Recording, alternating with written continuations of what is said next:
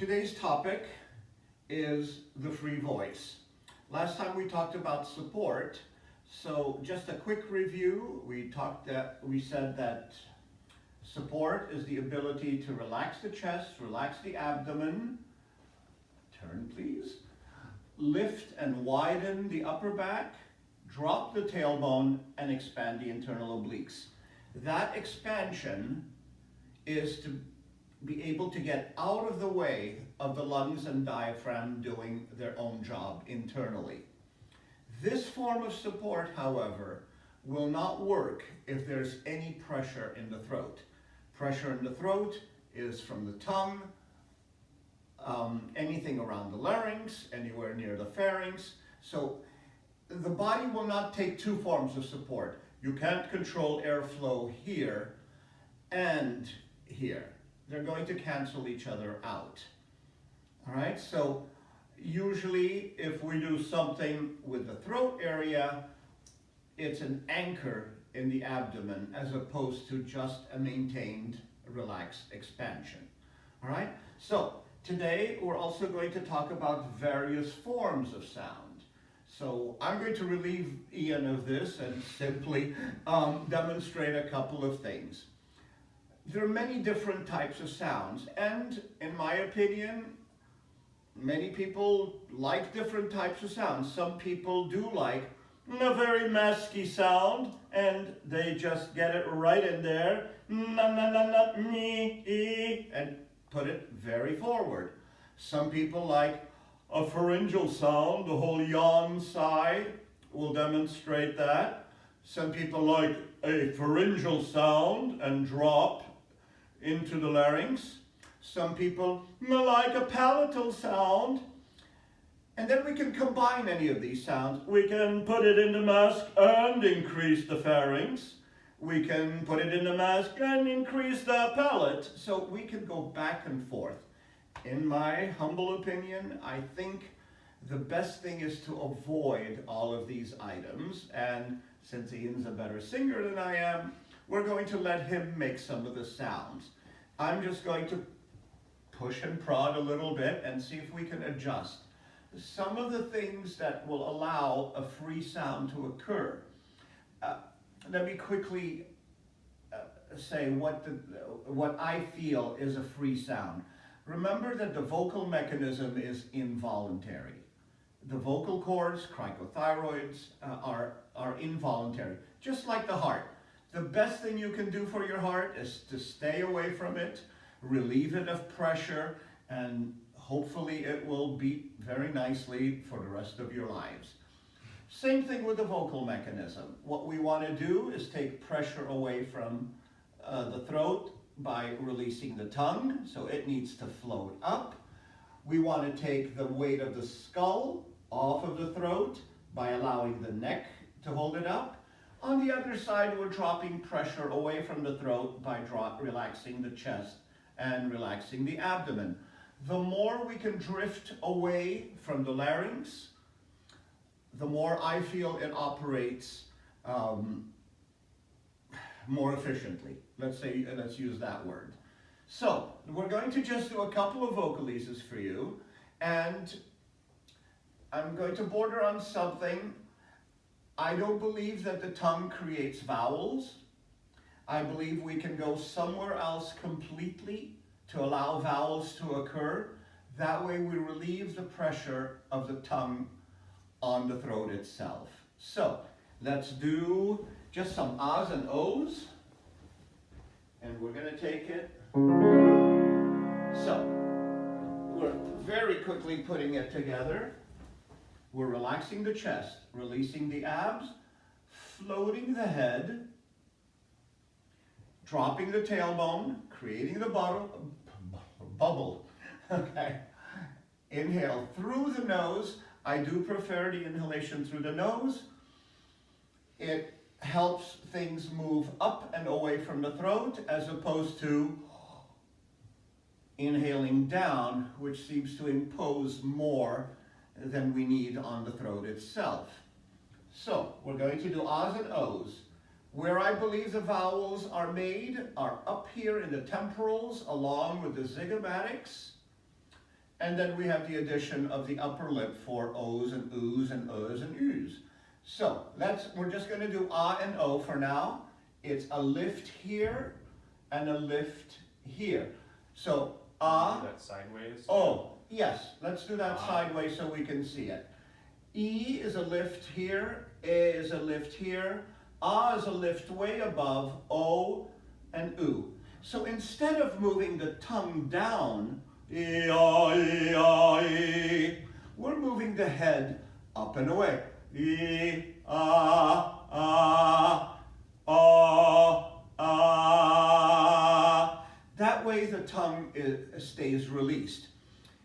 It's impossible to say, I need a relaxed tongue, and then to turn right around and use it. So it's either relaxed or you're using it. So let it go. But once you let go of something, something else has to do the job. So we're going to let Ian demonstrate a couple of vowels, and we're going to do this.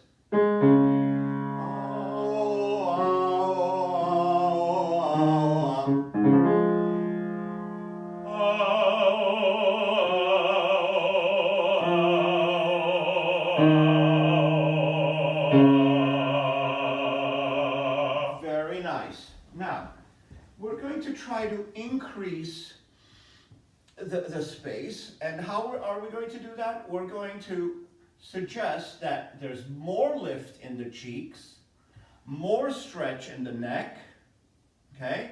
And a little bit more lift in the temporals. So inhale, and let's do the same one. Na,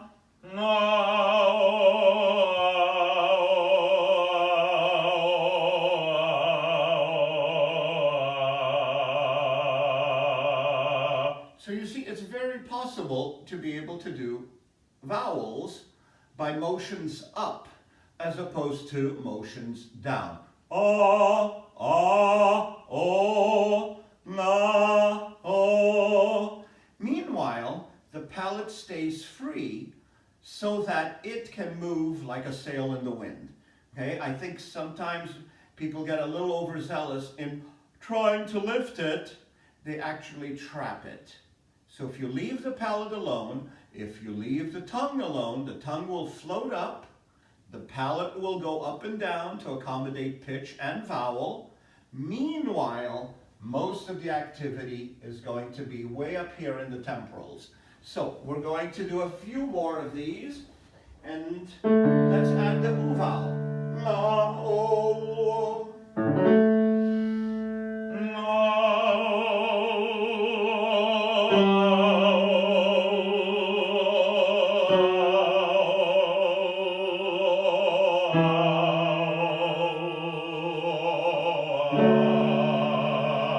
Excellent. Now, the important thing is, I don't remember who wrote it many years ago. We're trying to move you away from the larynx, from the throat in general, both ways. So, I believe what was written was everything below the larynx relaxes down, everything above the larynx energizes up. So, the chest is below the larynx, the jaw is above the larynx, the cheeks are above the larynx, the tongue is above the larynx, the entire skull is above the larynx. The chest, the abdomen, the tailbone are all below the larynx. So we encourage things to drop all the way down to the feet. We encourage things to float and energize upwards, everything moving away. So we're going to add the vowel. Can I ask something? Absolutely. Are you asking me to flex certain muscles to achieve that? To flex away from the larynx? No, this is not a flex at all. The release, and I use the word release more often, it's a relaxation, a release of the chest, a release of the abdomen. There's the word appoggiare, for example, in Italian means to lean. Well, the lean is not a push. Mm-hmm. So we're not pushing the abdomen, we're not pulling the chest. I'm not shoving my chest down. No, we're built on our spines, okay? And a la Alexander, we're encouraging the spine to lengthen. Then we're encouraging the head to float off the spine. We're encouraging the body to hang on the spine. The brunt of the work is really down in the legs. So the quads, the calves, the inner thigh, they are working to hold us up, while the chest releases down, the abdomen releases down, and as we said, there's this muscle called the internal obliques. They start, way back here around the kidneys, come under the rib cage, and then V-shape down to the groin. They open sideways so that the abdomen can further release down. The more we can drop, the more pressure, the more subglottal pressure is relieved from under the tongue. So the head is lifted, the body is dropped. We're trying to create a no zone here. So let's add the oo. Ah, o, oo, o.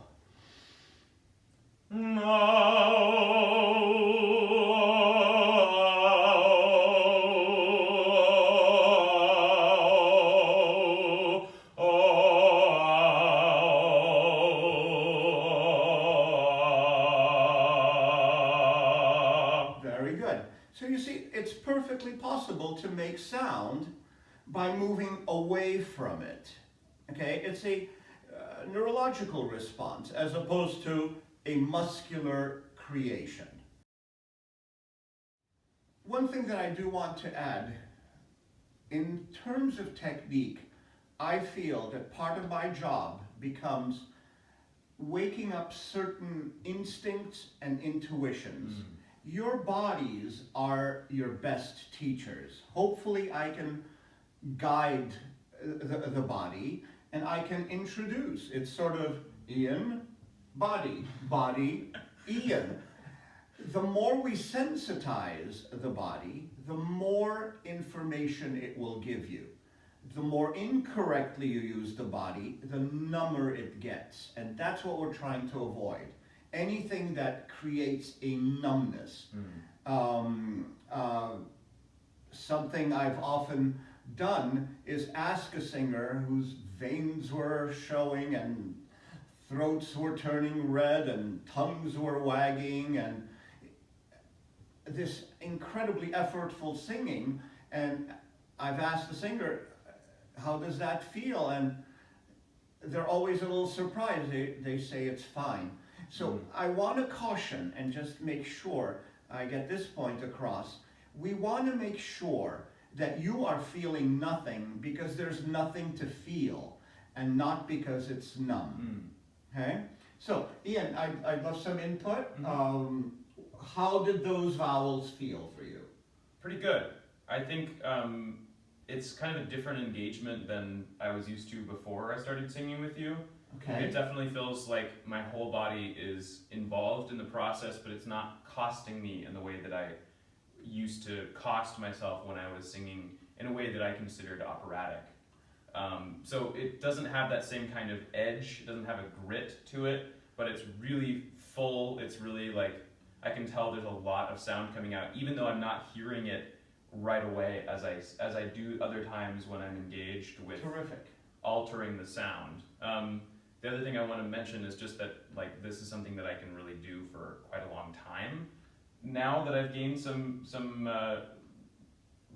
more control over those, not control, but I've gained access to those muscles outside of the vocal mechanism. That was something that took me probably months to do. Yes. Fully, yes. But it's like you can start doing it in small stages, and then it really becomes a lot easier over time.